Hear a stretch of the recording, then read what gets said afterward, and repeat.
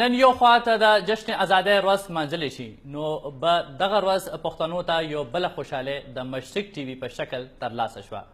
د نن نه مشرق ټي وي خپل نشریات شروع کړل. د مشرق ټي وي نیوز روم کې د ټي وي د افتتاح کیک پرې کړی شو او دعا وشوه. نور تفصیل راکوي کاشف الدین سید.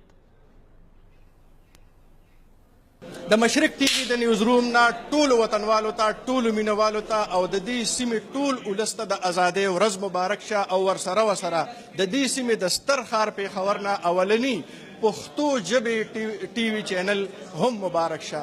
نن زه د مشرق ټي وي په نیوز روم کې موجود یم. د نیوز روم ټول ملګري ټول ټیم زموږ رپورټینګ ټیم زموږ اساینمنټ ډیسک ټیم زموږ د کیمرامینانو ملګري زموږ ټیکنیکل سټاف ټول نن ډېر ایکسایټډ دي ځکه چې د دې سیمې د ستر ښار نه اولنی پښتو ټي وي چینل نن خپل نشریات شروع کړ.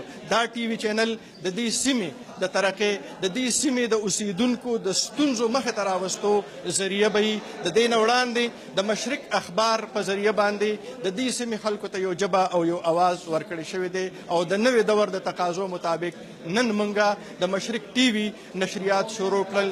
د مشرق ټول ټیم ته زه مبارکباد پیش کوم.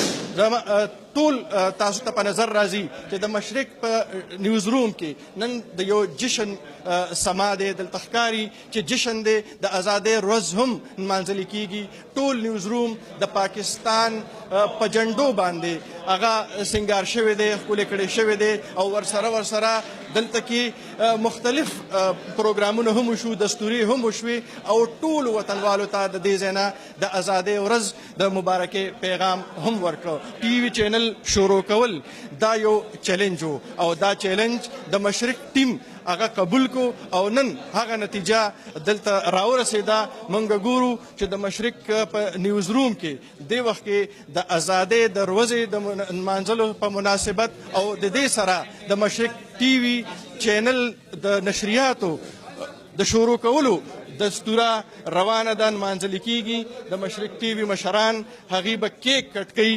د دې پېښور او زموږ د دې سیمې یو ډېر نوموړی یو ډېر بزرګ او یو ډېر روحاني شخصیت هغې هم موږ سره موجود دي. د هغې سره به هم موږ خبرې کوو. هغې به په دې دستوره کې موږ سره شریکېږي. کیک به کټ کوي. د پاکستان د ازادۍ د ورځ په مناسبت به هم کیک کټ کیږي. د مشرق د نشریاتو د شروع کولو کیک به هم کټ کیږي. ټول ملګري دې وخت کې ډېر د خپلې جذبې د خپلې خوشحالۍ اظهار کوي ځکه چې دې ملګرو د دې مشرق ټیم دا چیلنج قبول کړو او نن هغه د خوشحالۍ ورځ راله چې مشرق ټي وي چینل د پښتو د دې سیمې نه خپل نشریات شروع کړل. نن موږ سره زموږ د پېښور یو ډېر لوی روحاني شخصیت چې د هغې په دعا باندې موږ دا چینل شروع کړو. هغې نه به زه تپوس کوم السلام علیکم تاسو نن موږ سره شریک یې په دې دستوره کې را سره شریک یې. یقینا دا د دې پېښور ښار دپاره د دې سیمې د اوسېدونکو دپاره یو ډېره د خوشحالۍ خبره ده. تاسو څه محسوسوئ؟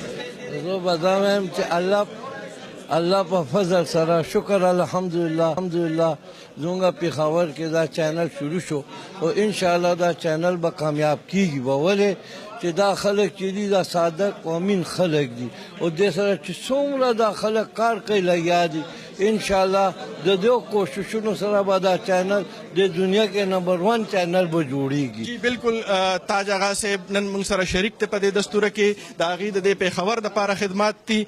یقینا دا زموږ دپاره خبر ده چې داسې یو روحاني شخصیت موږ سره په دې دستوره کې موجود دی. زموږ تاسو بار زه تاسو ته دا خبره ځکه کوم چې زموږ ملګري نن ډېر خوشحاله دي. د یو ډېر لوی محنت نه پس د یو ډېر لوی جدوجهد نه پس دا چینل نن په سکرین باندې راغی. یقینا چې زموږ کتونکي به هم ډېر خوشحاله وي. موږ سره ټکر صاحب سجاد ټکر صاحب موږ سره دی.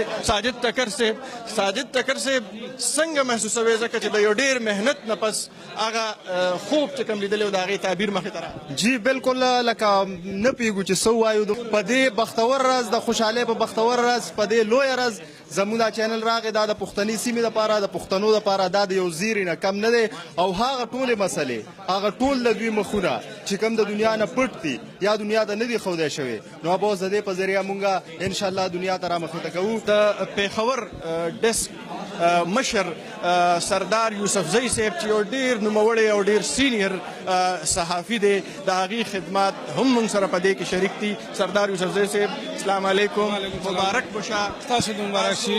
عمر هم ډیر دی، تجربه مو هم ډیره ده. یقینا چې تاسو به هم دا یو خوب لیدلی، یو سوچ به مو کړي چې د پیښور ښار نه د پښتو یو چینل وي او د دې ځای نه د خلکو اواز اوچت شي.